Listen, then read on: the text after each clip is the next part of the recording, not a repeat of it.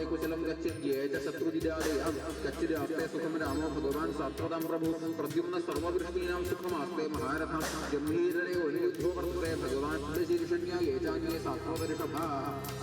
മൂലമന്ത്രത്തിലും ധ്യാനത്തിനും വ്യത്യസ്തമായ പൂജാരീതിയും കൊണ്ട് പ്രത്യേകതയുള്ള ക്ഷേത്രമാണ് പേരൂർ കരനെല്ലൂർ ക്ഷേത്രം.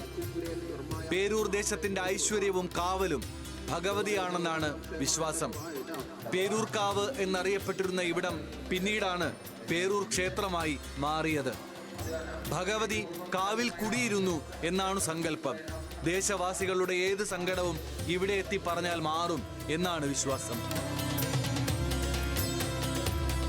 ദുർഗാ ഭഗവതിയിൽ വനദുർഗ എന്ന് പറയുന്ന ഭാവമാണ്. അപ്പോൾ ഈ ദേശത്തിൻ്റെ തന്നെ ദേവതയായിട്ട് കുടികൊള്ളുന്നൊരു ഭഗവതിയാണ്. അപ്പോൾ കിരാതഭാവത്തിലുള്ള വനദുർഗ എന്ന് പറയുന്ന ഭാവത്തിലാണ്. അപ്പോൾ സാധാരണ ദുർഗാ ഭഗവതിയിൽ നിന്ന് വ്യത്യസ്തമായിട്ട് മൂലമന്ത്രത്തിലും ധ്യാനത്തിലുമൊക്കെ അത് വ്യത്യസ്തതയുണ്ട്. പൂജാതി കാര്യങ്ങളിലും നിവേദ്യ കാര്യങ്ങളിലൊക്കെ കുറച്ച് വ്യത്യസ്തതയൊക്കെ ഉണ്ട്. അടയും തെരളി ഇങ്ങനെയുള്ള നിവേദ്യങ്ങളൊക്കെ ദേവിക്ക് അതിവിശേഷമാണ്. മുല്ലമാല, മുല്ലപ്പൂവ് ഇവയൊക്കെയാണ് ദേവിക്ക് കൂടുതൽ പ്രിയം. ഉപദേവതകളിൽ മഹാദേവന് തുല്യ പ്രാധാന്യം നൽകി പൂജാതി കാര്യങ്ങൾ ചെയ്തു വരുന്നു. മറ്റൊരു ഉപദേവതയായി വനയക്ഷിയെയും കുടിയിരുത്തിയിട്ടുണ്ട്. അപൂർവമായിട്ടാണ് വനയക്ഷിയെ കുടിയിരുത്തുന്നത്. ദേവിയുടെ അനുഗ്രഹം ഭക്തർക്ക് ലഭിക്കണമെന്ന് പ്രാർത്ഥിച്ചുകൊണ്ട് ക്ഷേത്രത്തിലെ പൂജാരിമാർ ആചാരങ്ങളും ചടങ്ങുകളും അങ്ങേയറ്റം ഭക്തി നിർഭരമായിട്ടാണ് ചെയ്തു വരുന്നത്.